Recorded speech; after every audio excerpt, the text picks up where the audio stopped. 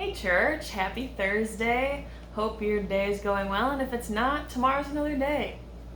It's gonna be great. All right, so I want to tell you a little story real quick about when I was working in West Virginia 4-ish years ago.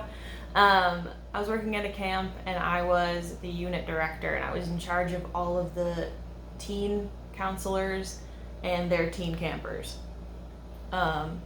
So I was working with this group of people, and part of my job was that I delivered weekly chapel messages.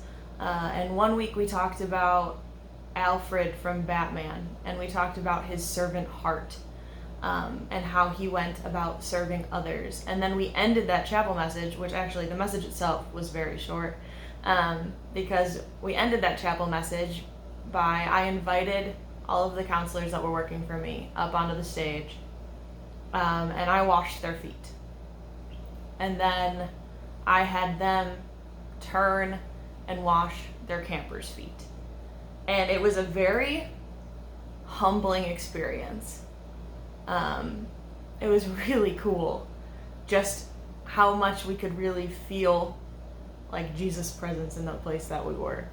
But I want to read to you from John chapter 13, verse 6 through 17, which says, "He came to Simon Peter, who said to him, 'Lord, are you going to wash my feet?' Jesus replied, 'You do not realize now what I am doing, but later you will understand.'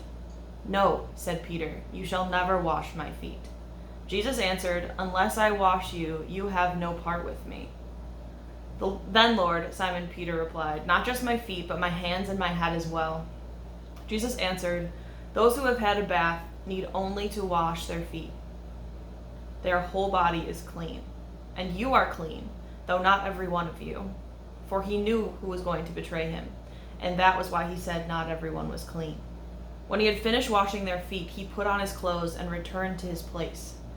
'Do you understand what I have done for you?' he asked them. 'You call me teacher and Lord, and rightly so, for that is what I am. Now that I, your Lord and teacher, have washed your feet, you should also wash one another's feet. I have set you an example that you should do as I have done for you. Very truly I tell you, no servant is greater than his master, nor is a messenger greater than the one who sent him. Now that you know these things, you will be blessed if you do them." So I'm not sharing this message to tell you, hey, go wash everyone you know's feet. Well, you can, but that isn't the sort of thing that I'm trying to convince you to do right now.